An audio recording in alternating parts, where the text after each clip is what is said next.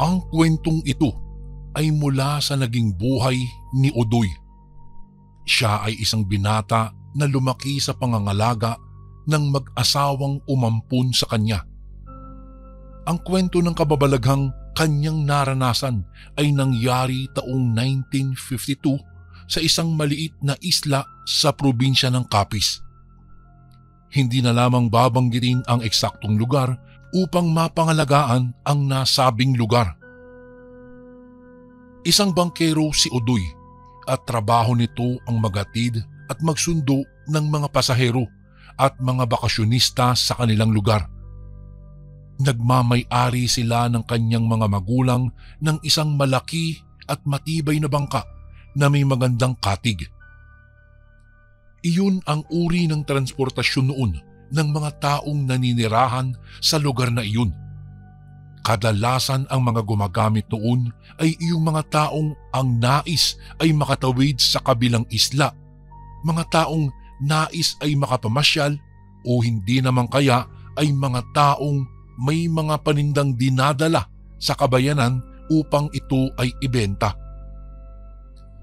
Ang binatang ito ay biniyayaan ng isang maamo at matikas na pangangatawan. Subalit sa kabila ng kanyang tinataglay na karisma at katikasan ay mayroon itong kapansanan. Sunog ang kalahati ng kanyang mukha. Naiiba ang iniwang peklat noon sa kanyang kaliwang pisngi.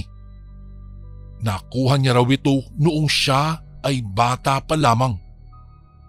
Nasunog ang pinagtatrabahuhan ng kanyang mga totoong magulang at siya lang ang nailigtas ng mga taong rumesponde doon sa sunog at ito ay ang mga umampun sa kanya. Ang kanyang taglay na itsura ay may malaking epekto sa buhay ng binata. Madalas siyang kutsain o hindi naman kaya ay pandirihan ng iba niyang mga kakilala. Maging ang kanyang hanap buhay ay naapektuhan din dahil kung maaari ay ayaw sumakay sa kanyang bangka ang mga pasahero, lalong-lalo na ang mga estranghero o bago sa kanilang lugar. Samantala, ang pinagkakakitaan naman ng kanyang mga kinikilalang mga magulang ay ang pagtitinda ng ulam. Sila ay sina Aling Esther at Mang Tonyo. Mayroon silang isang maliit na karinderya. Sila lamang ang may ganoong negosyo sa islang iyon. Kaya hindi nakapagtataka na mabilis nila itong napalago. Dumarami din ang mga taong gustong kumain sa karinderyang ito ng mag-asawa. Lahat ay pinupuri at humahanga sa kakaibang lasa ng kanilang mga putahe na itinitinda. Sikat na sikat ang menudo at igado na bukod sa libreng inuming tuba ay pwede ka pang mag-uwi ng pampaganang pagkain katulad ng atsara. Lahat ng kumakain sa karinderyang iyon ay bumabalik na may daladalang kasama at ibinibida talaga sa mga ito ang masasarap nilang mga pagkain. Isa sa palaging nakakapagpagaan ng mga gawain ng mag-asawa ay ang madalas ding pagtulong ng kanilang ampun. Kapag wala na itong maisakay na pasahero ay nagpupunta ito sa karinderya at tinutulungan sila sa paglilinis at paghuhugas ng mga plato. Hindi siya pinapayagang lumabas ng kusina para magpakita sa mga tao. Ang pagtulong niya sa mag-asawa ay itinuturing ni Udoy na kabayaran niya sa naging pagpapalaki sa kanya. Bagamat masungit sa kanya ang babae at kadalasan ay napapalo at napapagalitan na siya, lalong-lalo na noong siya ay bata pa. Naging mahigpit ang mag-asawa sa kanya. Hindi rin siya pinag-aral ng mga ito sa eskwelahan. Katwiran nila, matuto lamang itong magbilang at magkwenta ng pera ay ayos na. Ang buhay sa islang iyon ay payak lamang. Ang mga bahay ay gawa sa kugon at kawayan. Kakaunti lang din ang mga taong naninirahan doon. Minsan ay mas marami pa ang mga bakasyonista o mga turista dahil ang kanilang lugar ay tila isang paraiso sa tindi ng ganda nito. Ang dalampasigan ay napakalinis at sagana sa yaman ng karagatan. Mayroon ding itong magagandang tanawin at mapunong kagubatan. Ang buhangin sa islang ito ay kulay puti at napakagandang pagtambayan, lalong-lalo na ng mga pusong may dinaramdam. Ngunit sa kabila ng ganda ng kanilang lugar ay mayroong kinababahala at kinatatakutan ang mga tao doon. Madalas kasing napapabalita sa kanilang lugar na mayroon daw mga nawawalang tao. Kadalasan nga ay mga turista. Ngunit ang mga naganap na iyon ay hindi inilalabas ng mga tao at pinananatiling sikreto ito upang hindi maapektuhan ang kani-kanilang mga hanap buhay.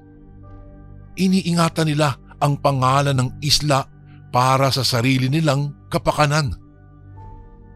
Minsan sa mga nagiging umpukan ng mga magkakapitbahay ay naririnig ni Udoy na aswang daw ang may kagagawan ng mga misteryosong pagkawala ng mga bisita ng naturang isla. Napapa-ismid na lamang ang binata sa isiping iyon. Hindi kasi siya naniniwala sa mga ganoong klase ng nilalang. Hanggang sa isang araw, may nagpatunay na mayroon ngang aswang na gumagala-gala sa kanilang isla tuwing sumasapit daw ang gabi. Hindi nga lang nila matukoy kung gabi-gabi o madalang lamang iyon nagpapakita.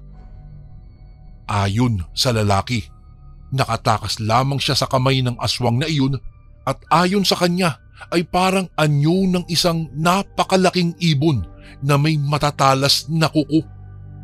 Sinigundahan naman ito ni Kamaning, ang nag-iisang nagpapakilala sa kanilang lugar na isang albularyo at gumagamot ng mga tao doon na walang kakayahang magpunta sa mga pagamutan sa bayan. Ang pangyayaring iyon ay nagdulot ng takot sa mga tao. Kaya bilang pag-iingat ay hindi na sila nagpapagabi sa langsangan o maging sa dagat. Tanging ang mga turistang walang alam na lamang ang gumagawa noon. Ayaw naman nilang suwayin dahil ayaw nilang mabahira ng dungis ang kanilang isla. 5:00 pa lamang ay naghahanda na sila sa paglalagay ng mga pangontra sa paligid. Sinisigurado nila na bago kumalat ang dilim ay may mga harang na matitibay na kahoy ang kanilang mga pintuan at mga bintana. Pinapanatili nilang bukas ang kanilang mga ilaw sa gabi, lalong-lalo na sa mismong tapat ng kanilang mga pinto. Dahil ayon sa matandang albularyong si Kamaning ay mabisang pangontra iyon sa lahat daw ng uri ng mga aswang o mga halimaw na gumagala-gala tuwing gabi. Takot sila sa liwanag dahil iniiwasan ng mga aswang na makilala ang kanilang pagkatao. Kung minsan naman daw ay asin, bawang at nagsisigari ng mga goma bilang pantaboy. Ayaw daw ng mga aswang ang amoy ng nasusunog na goma dahil sensitibo ang kanilang pang-amoy. Ayon pa kay Kamaning, ang aswang na nakita ng lalaki ay isang uri ng aswang na lupad o may kakayahang lumipad at mag-anyong isang malaking ibon sa gabi.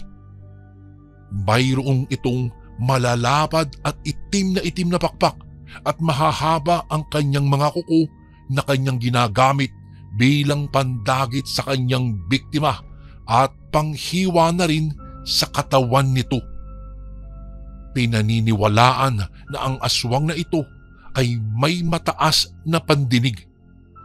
Kaya din nilang makihalubilo sa mga tao sa umaga at magpanggap na normal na nilalang.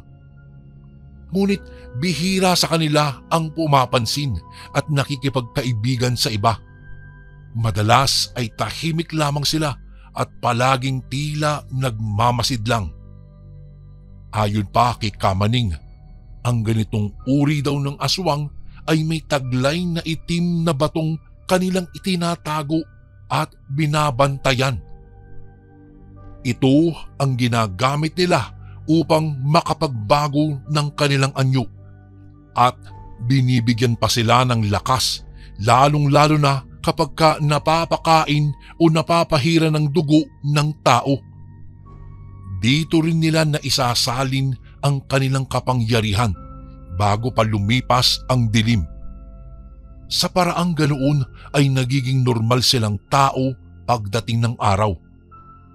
Iniingatan din nila ito dahil sa sandaling makuha ito ng pangkaraniwang tao at maibilad sa sikat ng araw, ang bato ay manghihina at mamamatay ang aswang na nagmamay-ari ng batong ito. Ang tawag sa batong iyon ay ang batong saringgayo. Araw ng Biyernes, 4:00 pa lamang ng madaling araw ay nauna nang nag-abang sa kabilang lugar si Odoy upang maghintay ng kanyang pasahero. Kasunod niyang dumating ang isa pang bangkero na si Martin na tulad niya ay di naniniwala sa mga aswang. Ang ibang kasamahan nilang bangkero ay takot na bumiyahe at lumabas hanggat di pa lumiliwanag ang paligid. Tulad ng ibang tao sa isla ay takot sila sa aswang. May 3 pasahero ang dumating. Hindi magkakasama ang mga iyon pero mas pinili nilang lahat na sumakay kay Martin. Ayaw nilang sumakay sa bangka ng binata dahil lahat sila ay nakataas ang mga kilay na nakatingin sa kanyang peklat sa mukha. Nagbubulong-bulungan pa nga ang mga ito kaya hinayaan na lamang niyang sumakay ang mga ito kay Martin. Isang buntong hininga na lamang ang kanyang pinakawalan nang makaalis sila.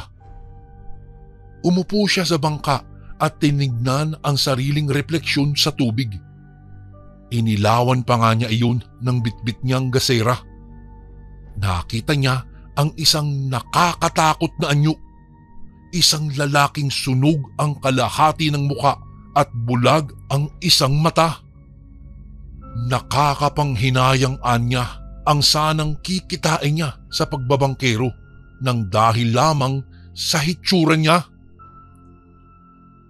Isang oras pa ang nagdaan ay may dumating na mag-asawa. Ayon sa mga ikinikilos ng mga ito ay mukhang bagong mag-asawa pa lamang ito. Ngunit imbes na saya ang makita ng binata sa dalawa ay tila napansin niyang pareha silang malungkot. Hindi makatingin sa kanyang mga mata ang lalaki. Bukod sa lungkot ay napansin din niyang tulad ng iba ay parang atubili ang mga ito na sumakay sa kanyang bangka. Bakas na bakas rin ng takot sa mukha ng babaeng kasama nito. Kung kaya't minabuti ni Odoy na wag na lamang alukin ng mga ito ng kanyang serbisyo. Ngunit nagulat siya nang bigla na lamang sumakay ang lalaki. Nanlaki ang mata ng asawa nito sa kanyang ginawa. Sinabi ng lalaki na kailangan na nilang magmadali upang maagang makarating sa isla ni Odoy. Wala namang nagawa ang asawa nito kung hindi ang sumakay na rin. Lihim namang natuwa si Odoy dahil sa wakas ay may kikitain na rin siya para sa araw na iyon. Hindi akalain ni Odoy na ang kanyang pasahero ay kina Mang Tonyo at Aling Esther nais manirahan. Malayong kamag-anak daw ito ni Mang Tonyo at may iniiwasan lamang ito sa lungsod. Matapos makakain ng inorder nilang pagkain ay umalis na rin ang mag-asawa at tumungo sa kubong matatagpuan sa likod lamang ng karinderya. Iyon ang kubong pinasadya ng mag-asawa upang paupahan sa mga bisita ng isla. Kinabukasan ay abalang muli ang mag-asawa sa paghahanda ng bagong lutong ulam. Abala rin si Mang Tonyo sa pagbubuhat ng mga karne na ayon sa kanya ay pinamili nila ng kanyang asawa. Ngunit maski bangkero itong si Odoy ay ni minsan hindi nagpahatid ang mga ito sa kanya sa labas ng isla. Minsan tuloy ay nakakapagtanim din siya ng sama ng loob sa mga ito dahil mukhang pati ang mga ito ay walang tiwala sa kanya pagdating sa pagpapatakbo ng sasakyang pantubig. Nais sana niyang tumulong dahil nakita niyang medyo marami-rami ang karning iyon maski magdadad lamang siya o maghiwa ng karne. Ngunit hindi rin iyon ipinagkatiwala sa kanya dahil ayon sa kanila ay hindi siya bihasa sa paghawak daw ng karne. Ang paglilinis sa karinderya ang palaging itinutuka sa kanya. At pagkatapos nun, bago pa man magdagsaan ang mga mamimili, ay itinataboy na siya sa lugar na iyon. Habang paalis siya sa lugar na iyon, ay nakita pa niyang nakatanaw sa bintana ng kubo ang babaeng kanyang naging pasahero. Tulad ng dati ay malungkot pa rin ito at tila kay lalim ng iniisip. Nilampasan na lamang niya iyon ng tahimik at umuwi na muna siya sa kanyang maliit na kubo na katabi sa bahay ng kanyang mga kinikilalang magulang. Ang sanay pag-idlip lamang na gagawin ay naging isang mahabang pagtulog. Hindi maunawaan ni Odoy kung bakit parating niyang nararamdaman na siya ay puyat. Kapag kasi dumarating ang tanghali ay nakakaramdam na siya ng labis na pagkaantok at nagigising na lang kapag malalim na ang gabi. Naramdaman niyang kumakalam ang kanyang sikmura kaya naisipan niyang pumunta sa karinderya maski gabi na. Nakalimutan pala niyang kumain ng tanghalian kaya gano'n na lamang kung mag-alboroto ang kanyang tiyan. Nakita niyang madilim na ang paligid ng karinderya, ngunit alam niyang kasasarado pa lamang iyon dahil may nakita siyang 2 anino ng tao na kalalabas lamang doon. Sa isip ay sinasabi niyang kapag nakaalis na ng tuluyan ang mga ito ay saka na lamang siya papasok upang manguha ng kanyang makakain sa loob. Kaya nang minsang sinubukan ni Odoy na sundan ang mag-asawang naihatid niya sa karinderya ay nagtaka siyang ibang daan ang tinatahak nito. Tila nawawala sa kanilang mga sarili na naglalakad lang sila ng diretsyo. Nakakakilabot ang kanilang hitsura sa tuwing natitikman nila ang niluluto ng mga magulang. Ngunit natatakot siyang magtanong dahil hindi naman ito gugustuhing sagutin ng mag-asawa. Bukod pa roon, ang mga bisita ay biglang nawawala sa tuwing nagpupunta sila sa kubong nasa likod ng kanilang bahay. Ngunit bigla siyang napaatras at napakubli sa likod ng puno nang makita niya na parang may kakaibang ikinikilos ang mag-asawa. Tila nawawala ang mga ito sa kanilang mga sarili. Naglalakad ang mga ito ng diretsyo at walang kakurap-kurap. May hawak-hawak silang malalaking itak at bayong na may mga marka pa ng dugo. Sinundan niya ang mga ito hanggang sa makarating sila sa isang lugar na di niya alam na pagmamay-ari din pala ng mga kinikilala niyang mga magulang. Sinundan niya ang mga ito hanggang sa kanilang pagpasok sa loob. May hagdang pababa papunta sa isang parang underground. Dahan-dahan si Odoy sa paglalakad sa takot na baka mapansin siya ng mag-asawa. Nais niyang alamin kung ano ang nangyayari sa dalawa. Sa may bukana pa lamang yun ay agad nang naamoy ng binata ang masangsang na amoy na tila nagmumula sa nabubulok na karne. Agad naman niyang tinakpan ang kanyang ilong dahil doon. Nakita niya ang hangganan nun ay isang maliit na silid na mayroong pintuan. At mula sa maliit na siwang ng pinto ay kitang-kita niya ang mag-asawa na kaagad na kumain ng mga karneng nabubulok na. Napakabilis daw ng tibok ng puso niya at halos masuka rin siya sa mga nakikita niyang gawain ng mga ito. Tumakbo papalayo si Udoy sa isang lugar na walang taong makakakita sa kanya. Dala ng pandidiri, tuluyan ng bumaliktad ang kanyang sikmura. Hindi niya alam kung anong klase ng karne ang nilalantakan ng mag-asawang iyon, pero sigurado niyang hindi iyon karne ng baboy o manok. At isa pa ay hindi ito luto ng kanilang kinain. Dahil sa labis na hilakbot at kalituhan ay napapunta siya ng wala sa oras kay Kamaning. Ipinagtapat niya sa matanda ang kanyang mga natuklasan. Halos hindi daw ito makapaniwala sa kanyang mga ikinuwento, ngunit napalitan iyon ng galit. Dahil matagal na itong naninirahan sa kanilang lugar. Maging ang biglang pagkamatay ng kanyang mga magulang ay naiugnay ng matanda sa totoong pagkatao ng mag-asawang aswang. Agad na pinaratangan ng matanda na sila nga ang mga aswang na maaaring dahilan ng pagkawala ng mga turista sa kanilang lugar. Agad nitong pinayuhan ang matanda na huwag magpadala sa takot. Sa halip ay hanapin niya ang magpapatunay sa kanyang mga nasaksihan upang mapagkaisahan ng taong bayan at maparusahan gamit ang pagsunog sa kanilang mga katawan. Dagdag pa ng matanda, kailangan daw niyang makuha ang batong binabantayan ng mag-asawa nang sa ganun matalo niya ang pagiging aswang ng mga ito. Hating gabi na nang nakauwi si Udoy sa kanilang tirahan.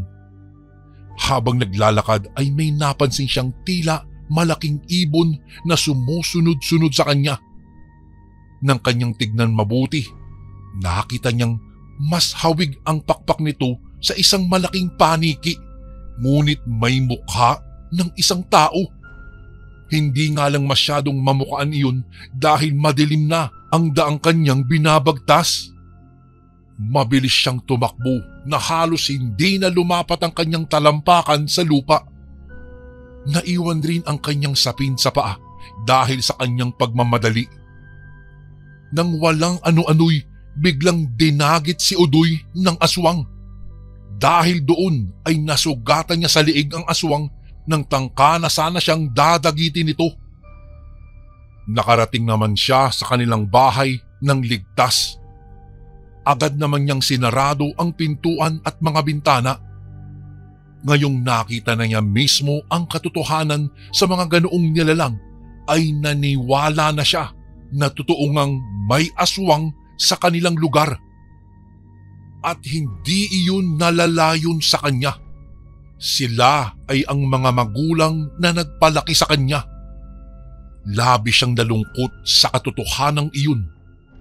Mabigat ang kanyang loob na dahil sa kanya ay maaaring mapahamak ang mga ito sa kamay ng mga tao. Ngunit ayaw din naman niyang konsintihin ang mga ito sa mali nilang gawain na ang pagpatay ng mga inosenteng bisita ng isla. Kinabukasan ay agad niyang nakasalubong sa labas sina Mang Tonyo at Aling Esther. Agad niyang napuna at napansin ang sugat ni Aling Esther sa kanyang liig. Isa lamang iyong katunayan na nagpatotoo sa kanyang mga hinala. Hindi siya nakaimik. Hindi rin siya binati ng mga ito, kaya diretso na lamang siyang nagpunta sa dalampasigan at inayos ang kanyang bangka. Malalim niyang pinag-iisipan ang mga payo sa kanya ng matandang albularyo. Ito ay ang kailangan niyang makuha ang batong binabantayan ng aswang na lupad. Hindi niya alam kung saan niya ito mahahanap pero susubukan niya. Dahil pakiramdam niya ay totoo ang sinasabi ng matandang lalaki na may kinalaman marahil ang mga aswang na iyon sa pagkamatay ng kanyang mga magulang. Unti-unti siyang nakaramdam ng galit sa mga ito. Habang abala ang mag-asawa sa karinderya, ay bumalik siya sa bahay ng mga ito at nagsimula ng magkalkal ng kanilang mga gamit. Nakita niyang nakakalat sa bahay na iyon ang ilang mga gamit na nakilala niyang ilan sa kanyang mga naging pasahero. Kumpirmado na nga niyang sila ang totoong may kagagawan ng mga pagkawala ng mga bisita sa isla. Nais niyang magsuka nang maisip na baka ang karne ng mga naging biktima ng mga ito ay iyong mga karne na niluluto at ibinebenta ng mag-asawang iyon sa karinderya nila. Maisip pa lang na nakakain na siya ng karning iyon ay hindi na siya mapakali. Mga kampon kayo ni Satanas! Napakasama nyo! Malakas na bulalas ng binata habang nakakuyom ang kanyang mga palad. Lumabas siya ng bahay ng mga ito at tumuloy na sa kanyang kubo. Nagkasya na lamang siya sa pagtitimpla ng kape bilang panlaman sa kanyang kumakalam na sikmura. At ang kinain niya ng tanghalian ay galing nang manghuli siya ng isda sa dagat. Kinagabihan ay biglang nakaramdam ng pangangati ng katawan itong si Udoy. Mainit na mainit rin ang kanyang pakiramdam. Para siyang sinisilaban dahil sa matinding init na kanyang nararamdaman. Huhubarin na sana niya ang kanyang pangitaas na damit nang bigla siyang nawalan ng malay. Binangungot ang binata. Nakita daw niya ang kanyang sarili na nasa loob ng isang gubat at siya ay tumatakbo. Ngunit laking pagtataka niya nang makitang imbes siya ang tumatakas ay siya pala ang tumutugis sa dalawang tao na kilalang kilala niya. Hinahabol niya ang mag-asawang naging pasahero niya. Sila yung mga kaanak ni Mang Tonyo na galing sa lungsod. Kitang-kita sa mga mata nila ang labis na pagkapagod. Samantalang siya naman ay pakiramdam niya, siya ay labis na nauuhaw at gutom na gutom. Hanggang sa may nakita siyang aswang na kasama niyang tumutugis sa mag-asawa at ilang saglit pa'y nadagit na nito ang dalawa. Kinabukasan, paggising ni Udoy ay wala na siyang damit pang itaas. Mayroong mga galos ang kanyang dibdib. Marami ring mga dugo sa kanyang labi. Pinalot ng pagtataka ang isipan niya dahil wala siyang maalala kung hindi ang maalinsangan na gabi at ang kanyang masamang panaginip.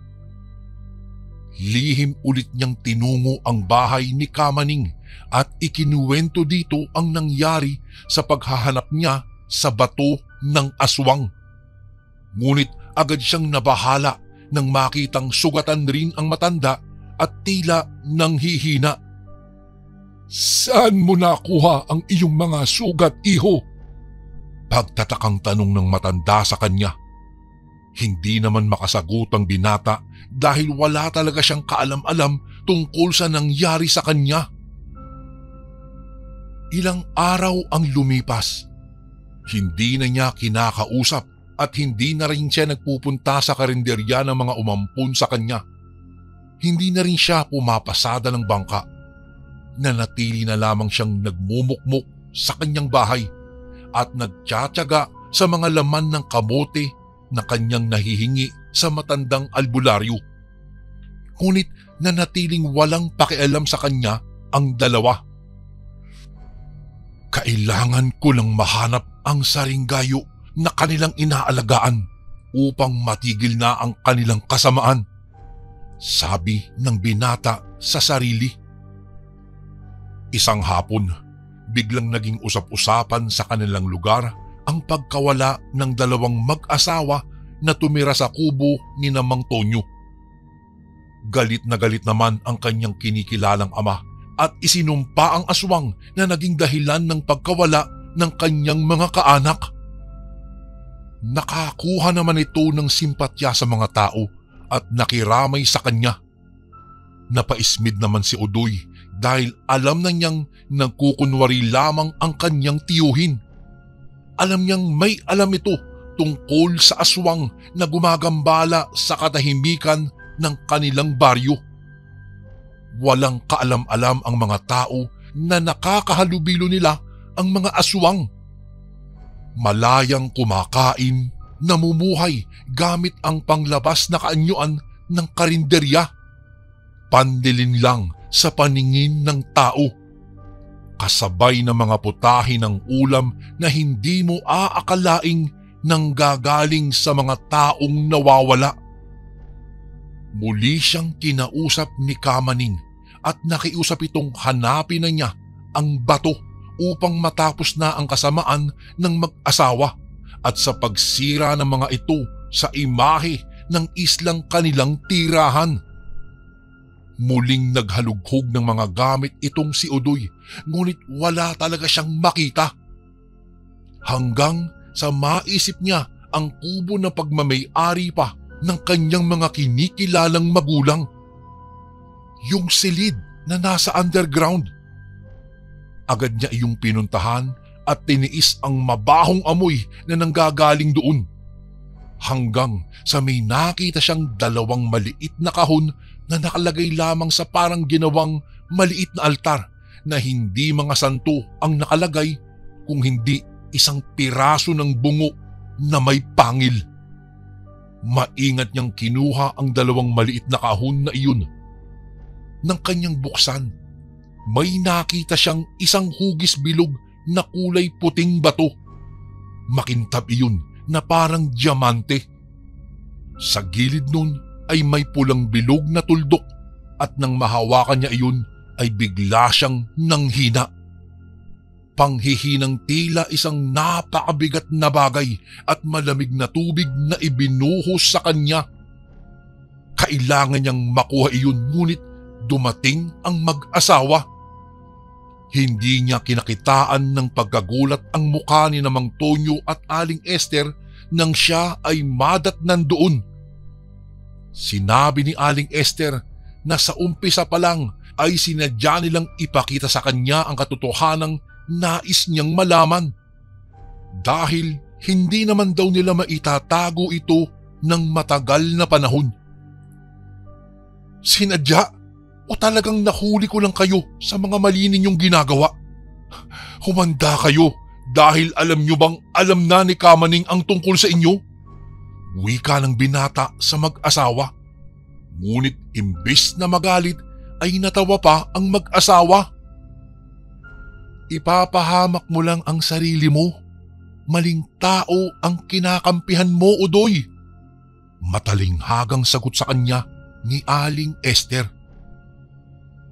Hindi kami ang totoong pumapatay sa lugar na ito. Walang iba kung hindi ikaw dahil isa kang aswang. Hindi mo ba alam? Maanghang na segunda naman ng kanyang ama-amahan. Ano po? Ano pong ibig niyong sabihin? Hindi sila umimik bagkus ay ipinakita sa kanya ang isang piraso ng sariwang karne na may bahid pa ng pulang likido. Sinabi nito na pagmasdan daw niyang mabuti ang karne. Nang makita niya iyon ay tila bigla siyang natakam. Mabilis pa sa 4:00 nilapitan niya iyon at nilantakan. Gutom na gutom siya ng mga oras na iyon. Kinain niya iyon ng walang pag-aalinlangan hanggang sa maubos niya ito. Naramdaman niyang tila muling nanumbalik ang kanyang lakas na bahagyang nabawasan nang hawakan niya ang bato. Naramdaman niyang muli ang pag-iinit ng kanyang katawan. Hindi siya mapakali sa kanyang kinatatayuan. Agad namang kinuha ni Aling Esther ang saringgayo at inilabas ito sa kahon. Ikaw Udoy ang tunay na aswang at ito ang iyong bato. Kaya ingatan mo ang bagay na ito dahil kapag nakuha ng matandang si Kamaning ang batong iyan, iyon na rin ang magsisilbing katapusan mo dito sa mundo. Ang katotohanan sa kanyang pagkatao ay lumantad sa harap niya. Siya ang totoong pumapatay sa mga nagiging pasahero niya. Matagal nang alam iyon ng mag-asawa pero nanatili silang tahimik dahil nakita nilang magandang pagkakataon iyon para mapaunlad ang naghihingalo nilang negosyo. Ngunit ang hindi niya napaghandaan ay nang malaman niya ang pangalawang sikreto na tungkol sa pagkamatay ng kanyang totoong mga magulang. Siya ang tunay na salarin. Si Aling Esther ay kapatid pala ng kanyang ina. Subalit bago mamatay ang kanyang ina ay ibinili nito sa kapatid ang kanyang nag-iisang anak. Ang sunod na pumatay sa kanyang mga magulang ay nag-umpisa noong tangkain siyang sunugin ng buhay ng kanyang sariling ama. Iyon ang dahilan kung bakit siya nagkaroon ng peklat. At ang apoy na ginamit ay kumalat sa kanilang bahay. Makakatakas pa naman silang tatlo sa kubong iyon pero hindi na iyon pinahintulutan ni Odoy. Gamit ang kanyang mahahabang kuko at pagpapalit ng anyo, sinugod niya ang ama para patayin. Pero iniharang ng kanyang ina ang sarili nitong katawan para lamang iligtas ang kanyang asawa. Doon tuluyang mas nagwala pa si Odoy hanggang sa mapatay na rin niya ang isa pa. Kasabay ng taliwas na maayos sa pag-aalaga, hindi pa rin matanggap ni Aling Esther ang ginawa niya sa kapatid nito. Kaya magmula noon, hindi na ito naging mabait sa kanya. Itinuring siyang isang alipin, ngunit kailangang pakainin gamit ang huwad na ulam. Lingid sa kanilang kaalaman ay may isa palang taong nakikinig sa kanilang usapan, si Kamaning. Nang makita niyang ipinahawak ni Esther ang kahon kung saan nakalagay ang batong binabantayan ng aswang, ay mabilis siyang kumilos. Pumasok siya sa silid na iyon at inagaw iyon sa kamay ng nabiglang binata. Nagawa rin itong sabuyan ng asin ang mag-asawang nabigla sa pagdating ng matanda. Nang mahimasmasan ang mag-asawa ay nakipag-agawan ang mga ito sa matanda para lamang mabawi ang bato sa kanyang mga kamay. Ngunit ang hindi alam ni Kamaning ay naghihintay na pala ng magandang pagkakataon si Odoy para malayang maagaw ang kanyang bato. Sa isang mabilis na pagkilos ay naabot nito ang kamay ng matanda at agad itong kinagat hanggang sa mabitiwan nito ang kahon. Nagawa niyang mabawi ang kanyang saringgayo. Inilagay niya iyon sa kanyang bulsa at walang awa niyang nilapa ang matanda pagkatapos. Matapos niyang mapaslang ang matandang albularyo ay agad niyang pinaliguan ng dugo nito ang kanyang bato. Kinabukasan ay isang panibagong putahe ang naihanda ng mag-asawa sa kanilang karinderya. 3 beses na ulit ang dami ng tao na nais makatikim ng kanilang ulam. Ngunit sa pagkakataong iyon, si Odoy na ang kusinero. Samantalang isinisingit pa rin niya ang kanyang pagiging isang bangkero. Naglaho si Kamaning at walang nakakaalam sa mga taga roon kung saan napadpad ang matanda o kung buhay pa ba ito. Siya ang kauna-unahang residente ng isla na nawala sa kanilang lugar.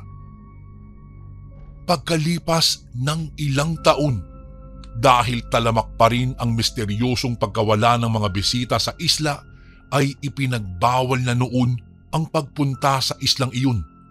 At ang mga tao naman sa lugar na iyon, dahil sa takot, nagsilipatan na rin sa ibang lugar.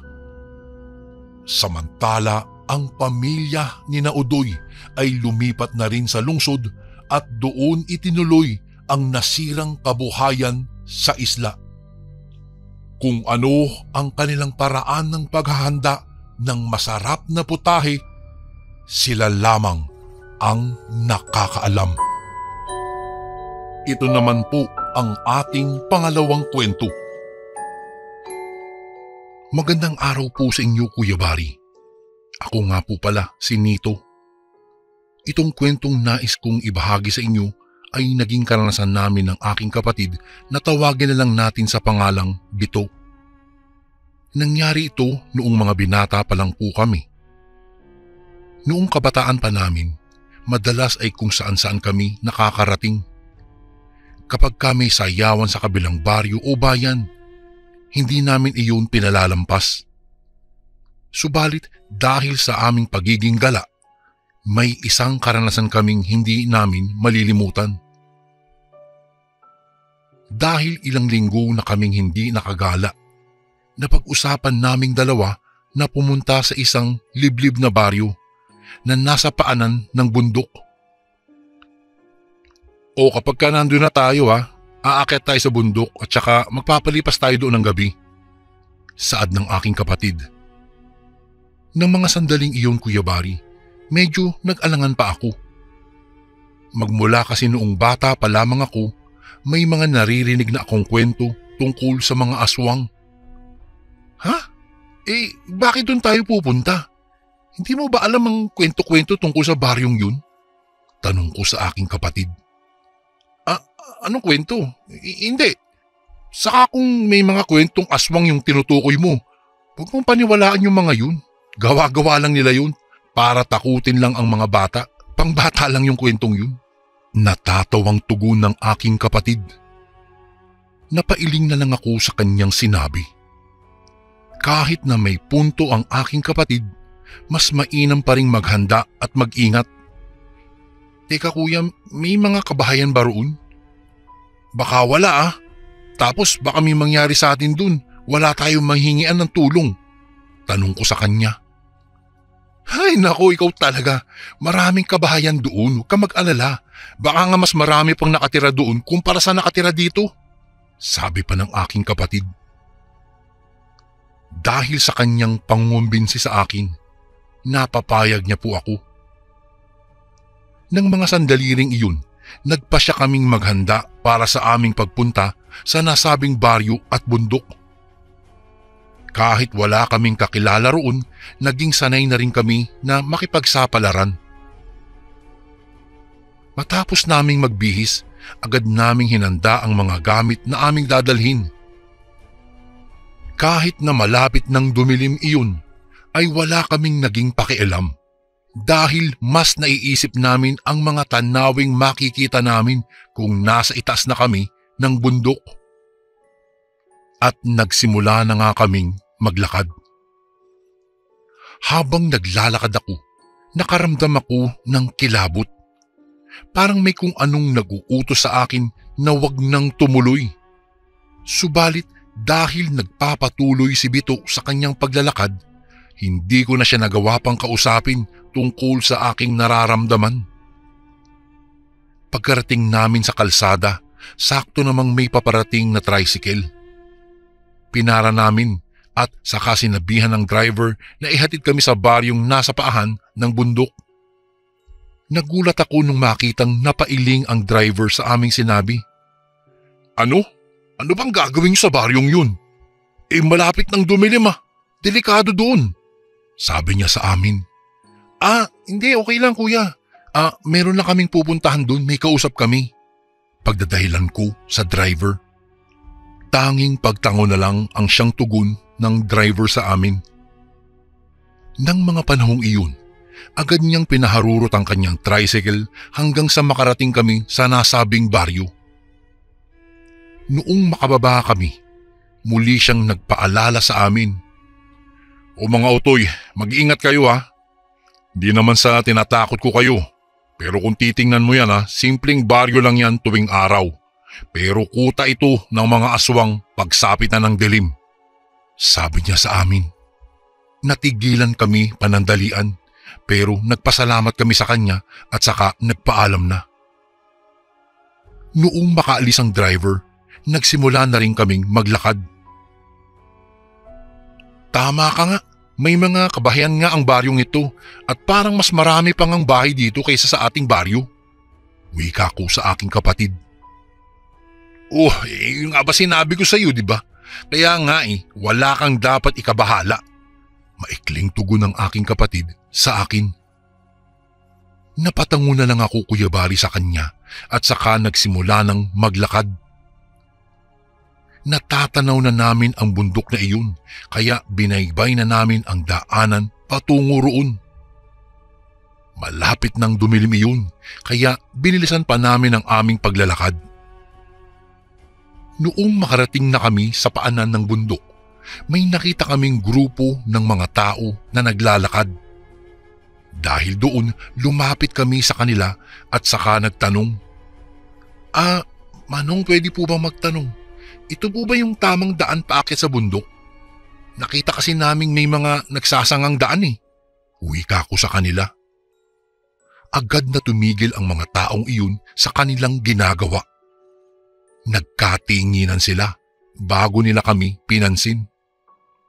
Daan ba kamo patungo sa bundok? Dito yun. Dumiretso lang kayo sa daang ito at tiyak na makakarating kayo sa isa pang daanan.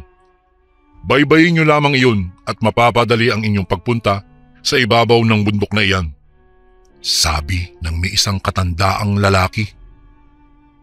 Nanlalaki pa ang kanyang mga mata habang nagsasalita, kaya iniiwas ko na lang ang titig sa kanya at ibinaling na lang ang aking atensyon sa iba pa niyang kasama. Habang nagsasalita ang lalaking may katandaan, nakita kong nagbubulungan ang mga taong iyon at ang iba sa kanila ay nakangisi pa, kaya nakaramdam po ako ng kilabot. Dali-dali kong kinalabit si Bito at saka sinabihang aalis na kami. Sige po, maraming salamat po sa inyo. Magpapatuloy na po kami sa aming paglalakad dahil baka po gabihin kami sa daan. Wika ng aking kapatid sa mga iyon. Tumango lang sila sa amin at saka muli nilang sinabi ang direksyon patungo doon. Nagpasalamat kami at saka nagsimula ng magbaybay ng daan. Noong nakakalayo na kami, napalingon ako sa mga iyon. Laking gulat ko dahil bigla silang nawala. Saan kaya nagpunta yung mga yun? Ang bilis naman ah. Napakibit balikat ang aking kapatid. Maging siya ay hindi rin niya alam kung saan napunta ang mga taong iyon. Bigla na lang nawala. Mas binilisan pa namin ang aming paglalakad dahil padilim na ng padilim ang paligid. Hayaan mo na nga sila, tara, bilisan na lang natin ang paglalakad natin para makarating kaagad tayo doon. Saad ko sa aking kapatid. Nagpatuloy pa kami sa aming paglalakad at sinunod namin ang direksyong sinabi ng mga taong iyon sa amin. Bago ko po ipagpatuloy ang kwentong ito ay may request sana ako sa iyo kasundo. Isang pindot lang ito kasundo sa subscribe button namin. Malaking tulong po ito sa aming kasundo upang mapagpatuloy pa namin ang mas marami pang magagandang kwento. Salamat sa pag-subscribe mo, bagong kasundo. Habang naglalakad, naging panay ang aming paglinga dahil parang may mga matang nakamasid sa amin. Sinasabi ko na nga ba hindi na sana tayo tumuli sa pagpunta rito Sabi ko sa aking kapatid. Ha? Bakit naman tol? Kinakabahan ka ba? Tanong niya sa akin. Hindi naman, pero hindi maganda ang pakiramdam ko. Parang saglit akong natigilan. Sa halip kasi na patungo sa bundok ang aming daang tinatahak, ay parang patungo kami sa isang nayon. Tama kaya ang binigyan na direksyon sa atin ng mga taong iyon? Tanong ko sa aking kapatid. Dahil dahan-dahan ang kinakain ng dilim ang liwanag sa paligid, kaya mas lalo naming binilisan ang aming paglalakad. Makaraan lang ang ilang sandali naming paglalakad, napagtanto naming hindi nga kami patungo sa itaas ng bundok kung hindi sa isang nayon. Ano tol? Magpapatuloy pa ba tayo? Tanong ko sa aking kapatid. Napatingin ako sa kanya ng mga sandaling iyon at nang mapatango siya ay naglakad ulit kami. Kahit na hindi namin alam kung ano o sino ang nakatira sa nayong iyon, ngunit wala kaming naging pakialam. Noong medyo nakalapit na kami, pareho kaming nagulat ni Bito Lumabas kasi ang mga taong nakatira sa nasabing nayon at ang bawat isa sa kanila ay may mga dalang itak at sibat. Tol, mukhang iba yata itong napuntahan natin Bulalas ko. Kitang-kita ko na parang sabik na sabik ang mga taong iyon noong makita kami. Ang ilan sa kanila ay kumaway pa. Alam kaagad naming hindi sila mga normal na tao dahil may nakita kaming mga naglalakihang kawa. Mga aswang ang mga iyan. Bumalik na tayo sa ating pinanggalingan bago pa tuluyang dumilim ang paligid. Wika ko sa kapatid ko. Lalo lamang kaming natarantang magkapatid nang makita naming naglalakad ang mga taong iyon at parang galit na galit. Tara na tol, tayo na. Kailangan makalis na tayo sa lugar na ito. Tarantang wika ko noong mapansing mabilis ang kanilang paggalaw. Walang yung mga taong nagbigay ng mga direksyon na yun. Balak pa yata tayong ihain sa mga ito sabi naman ng aking kapatid. Nang mga sandaling iyon, tuluyan ng dumilim ang paligid. Alam naming nasa peligro na kami kaya napatakbo na kaming dalawa. Tanging maliit na flashlight lang ang nagsisilbing ilaw namin kaya medyo nahirapan kami. Noong nasa kalagitnaan na kami ng aming pagtakbo noon nang makarinig kami ng mga pag-angil. Alam naming mga aswang iyon kaya nabahala kami. Niligaw yata tayo ng mga taong iyon para maihain tayo sa mga aswang na ito. Wika ko sa aking kapatid. Habang tumatakbo kami, panay ang aming naging pagmumura. Alam kasi naming isa iyon sa pupwedeng makataboy sa aswang, kaya nilakasan namin ang aming loob at pinagmumura sila. Noong nakarating na kami sa bahagi kung saan namin nakita ang mga lalaking pinagtanungan namin, doon na kami napamura muli. Napakasukal kasi ng bahaging iyon, kaya naisip naming na malikmata lang kami at sila rin marahil mismo ang mga aswang na iyon. Walang ya, kamuntik na tayo dun Tara na, kailangan makaalis na tayo rito bago maabutan tayo ng mga aswang na iyon. Nagpatuloy kami sa aming pagtakbo, Kuya Bari, hanggang sa makarating kami sa kalsada. Noong naroon na kami, lalo lamang kaming nabahala dahil papalapit na ng papalapit sa amin ang mga pag-angil at saka paghuni ng tiktik. Nariyan na yung mga aswang. Nariyan na sila. Anong Hindi na ipagpatuloy ng aking kapatid ang kanyang sasabihin. Kinalabit ko siya at saka sinabihang may sasakyang papalapit. Sakto namang may papadaang sasakyan nang matanaw namin ang mga malaasong nilalang na nakaambang umatake sa amin. Pinara namin ang sasakyan. Dali-dali kami sumakay roon. Kuya, pasensya na, bilisan mo. May humahabol po sa aming mga aswang. Nagulat naman ang driver kung kaya't binilisan niya ang kanyang pagpapatakbo ng kanyang tricycle. Habang nagmamaneho, nagwika siya sa amin. Ay naku, kayong mga utoy, ano bang ginagawa niyo sa lugar na yun? Alam niyo bang ilang tao na ang nabiktima ng mga aswang na nariyan? Inililigaw nila ang mga taong matiyempohan nilang naglalakbay at saka dinadala nila sa kanilang kuta. Naku, maswerte kayo at nagawa niyo pang makabalik ng ligtas. Mahabang salaysayin ng driver.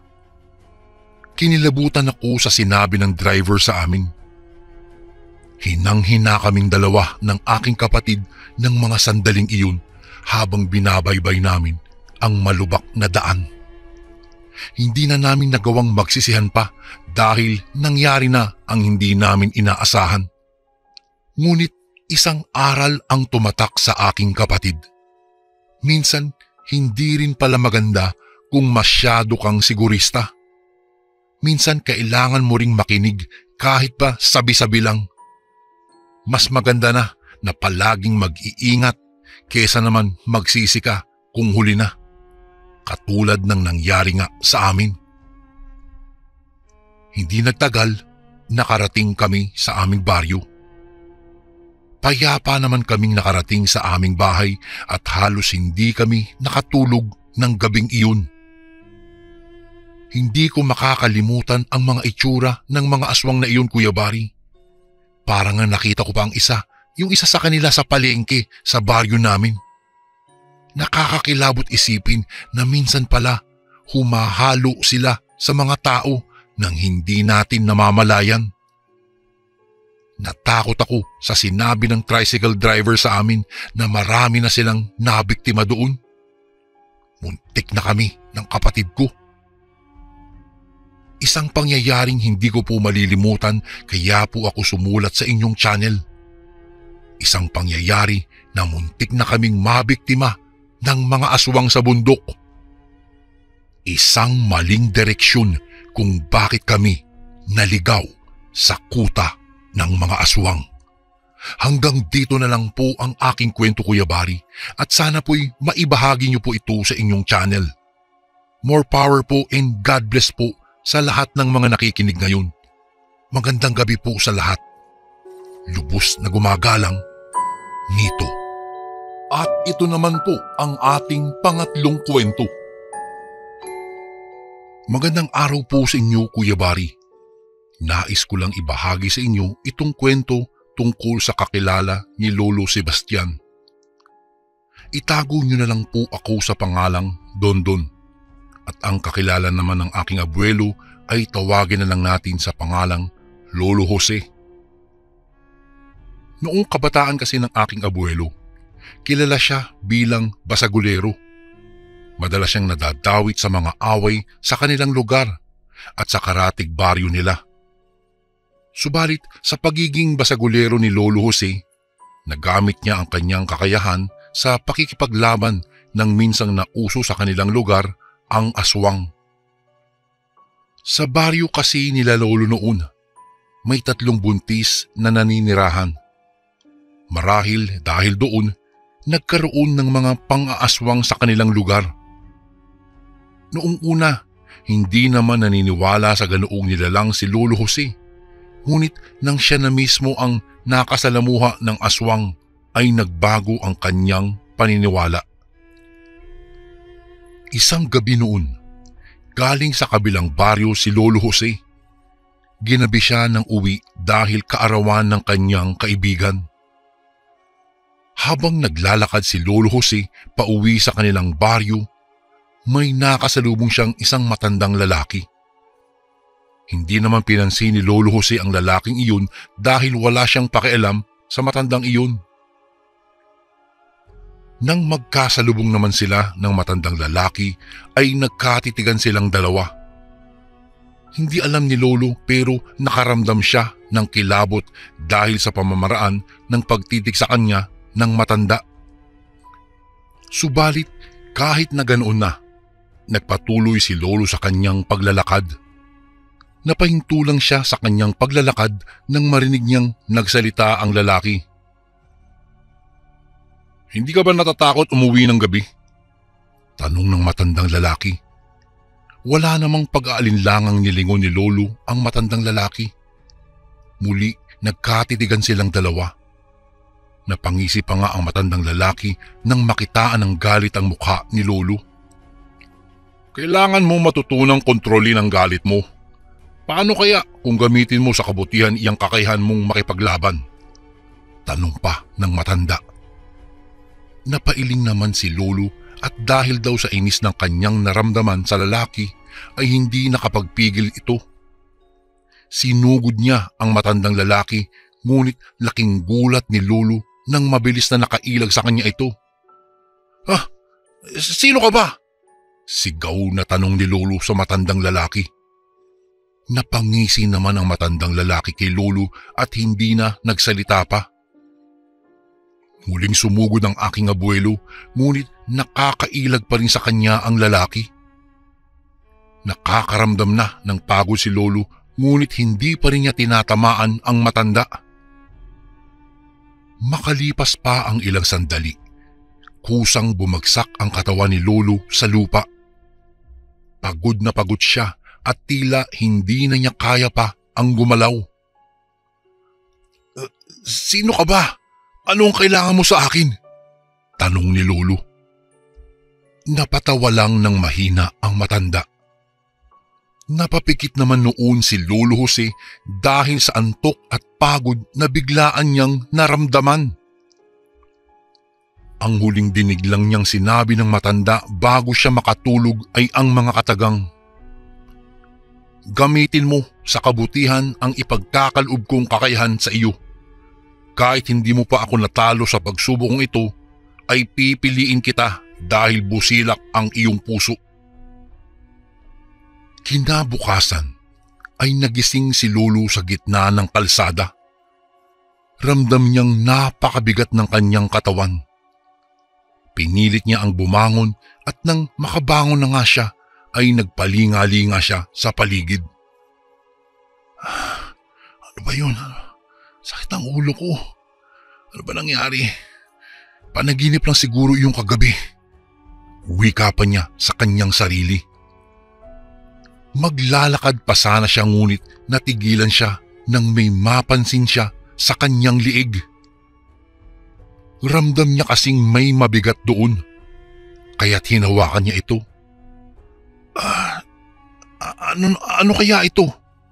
Tanong pa niya sa kanyang sarili. Tiningnan niya ito. Napagtanto niyang isa iyong medalyon. Ang labis na ipinagtataka raw ni Lolo kung saan niya nakuha iyon gayong wala namang siyang suot na medalyon. Hindi na lang niya pinagtuunan pa ng pansin iyon dahil wala namang siyang maisip na maaaring magbigay sa kanya ng ganoong medalyon. Hindi rin niya hinubad iyon at suot-suot niya iyon hanggang makauwi siya. Simula naman ng araw na suot ni Lolo Jose ang medalyong iyon, may napansin siya sa kanyang sarili. Madalas na mabigat ang kanyang katawan. Hindi niya alam kung bakit pero hindi na lang niya pinansin iyon. Hanggang sa isang beses noon, hindi makatulog si Lolo Jose sa hindi niya malamang dahilan. Napapabalikwas siya sa kanyang higaan dahil hindi siya makatulog. Ano ba naman ito nangyayari sa akin? Bakit kaya napakaalinsangan ng panahon? Tanong niya sa kanyang sarili. Nang walang ano-ano, napahawak na lang si Lolo Jose sa kanyang tainga dahil may nauulinigan siyang mga boses. Hindi niya alam kung saan iyon nagmumula kaya't napapikit siya habang nakatakip sa kanyang tenga. Sa hindi inaasahang pagkakataon, bigla siyang nakarinig ng paghuni ng tiktik. Napakalakas ng pandinig ni Lolo Jose ng gabing iyon. Pilit niyang iwinawaksi ang kanyang naririnig ngunit hindi niya kinaya ito. Nagpasya si Lolo Jose na lumabas sa kanyang silid upang tingnan kung ano ang nangyayari sa labas. Noong nasa labas na si Lolo Jose, wala namang kakaibang nangyari. Labis naman ang kanyang pagtataka dahil naririnig pa rin niya ang malakas na paghuni ng tiktik gayong napakatahimik naman ng paligid ng kanilang baryo. Dahil doon, nagdesisyon siyang maglakad-lakad na lang muna. Hanggang sa napahinto na lang si Lolo Jose sa isang malaking puno ng mangga.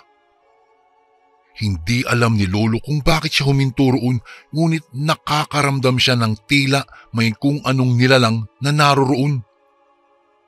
Nang walang ano-ano, may biglang bumagsak sa harapan ni Lolo Jose. Nagulat siya sa kanyang nakita. Isang mabalahibong nilalang na may makintab na balat ang nasa harapan niya. Naglalaway ito habang nanlilisik ang kanyang mga mata. Mabilis ang naging pagkilos ng nilalang na iyon patungo kay Lolo Jose. Sinugod siya ng nilalang na iyon. Bago ko po ipagpatuloy ang kwentong ito ay may request sana ako sa iyo kasundo.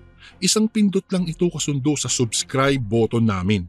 Malaking tulong po ito sa amin kasundo upang mapagpatuloy pa namin ang mas marami pang magagandang kwento. Salamat sa pag-subscribe mo, bagong kasundo. Kahit na hindi handa si Lolo sa pag-atake sa kanya ng nilalang ay nagawa niyang umilag. Naging mabilis din kasi ang paggalaw ni Lolo at nasasabayan nito ang bilis ng nilalang. Marahil ay nagalit sa kanya ang nilalang kaya mas binilisan pa nito ang kanyang paggalaw.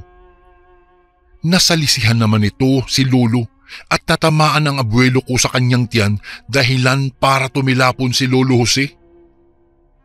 Mabilis naman bumangon ang aking abuelo at sinugod din ang nilalang. Nakaramdam kasi ng galit si Lolo Jose dahil doon. Uminit din ang kanyang katawan kaya nagawa niyang mas bilisan ang kanyang pagkilos nang sugurin niya ang nilalang. Marahil ay hindi nakapaghanda ang nilalang na kalaban ni Lolo, kaya tinamaan niya ito.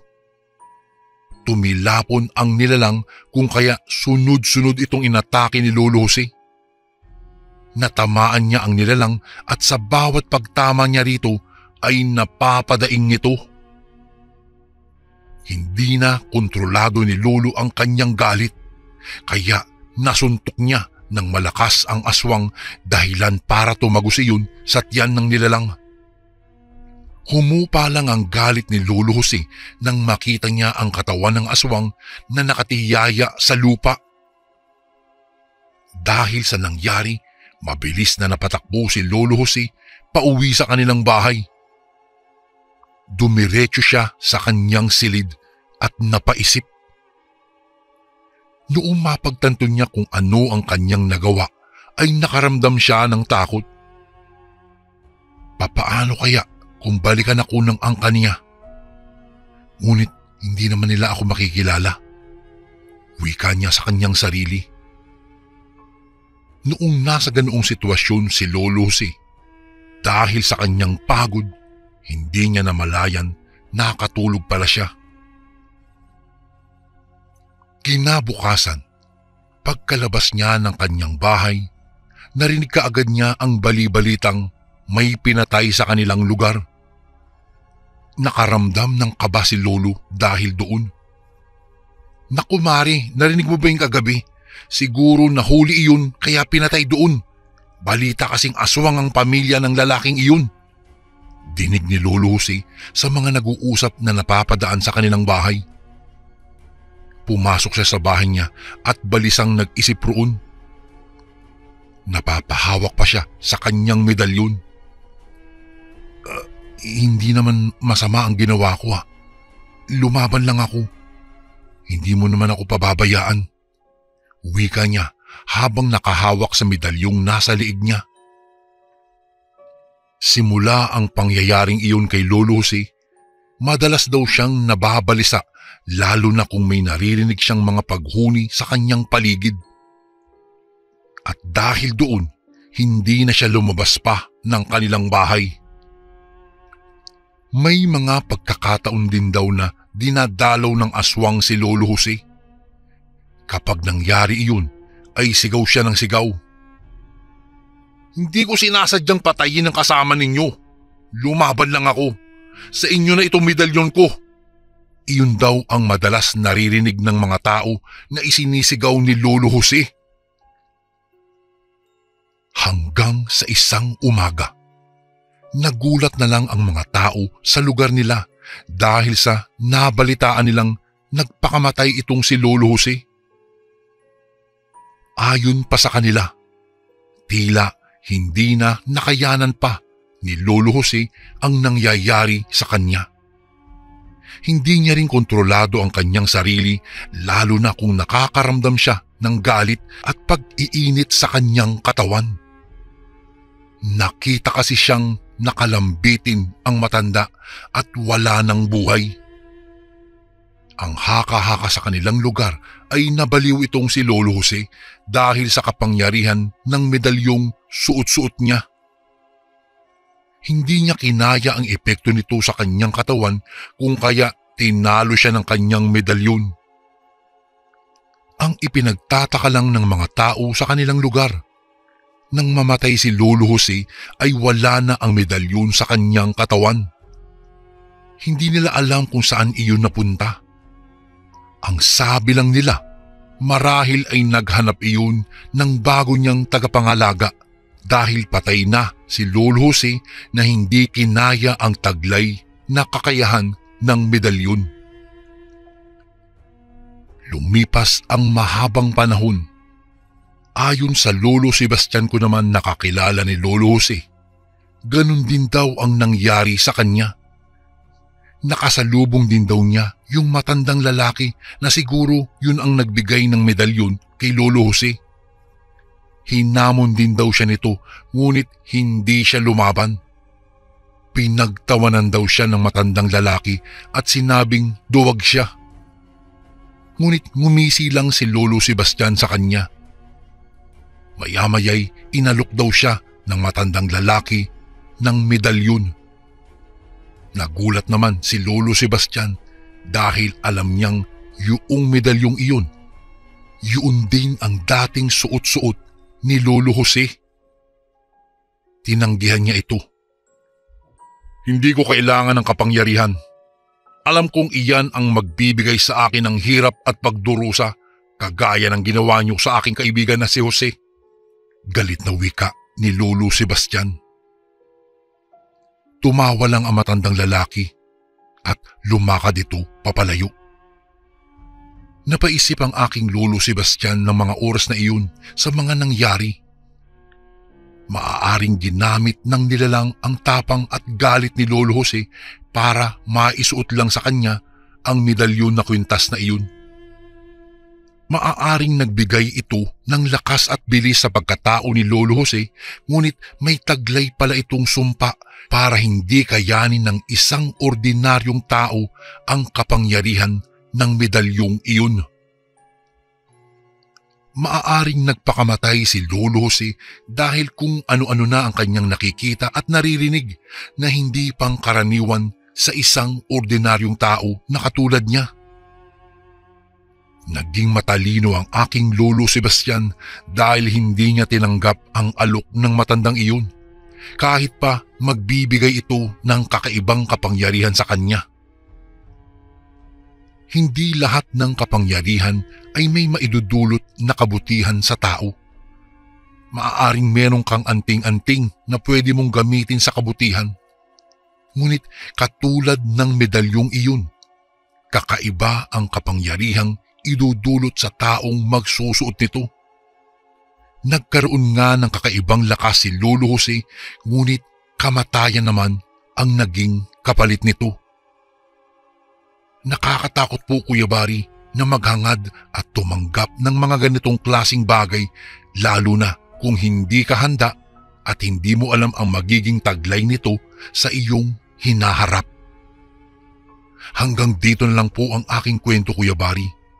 Maraming salamat po. Lubos na gumagalang, Don Don. And again, maraming salamat po mga kasundo. Don't forget to subscribe and i-click nyo lang po yung bell na button para updated po kayo sa mga upcoming videos namin na paparating. Maraming salamat po ulit. God bless and ingat po lagi dyan. Ito po si Kuya Bari at ako ang Sundo.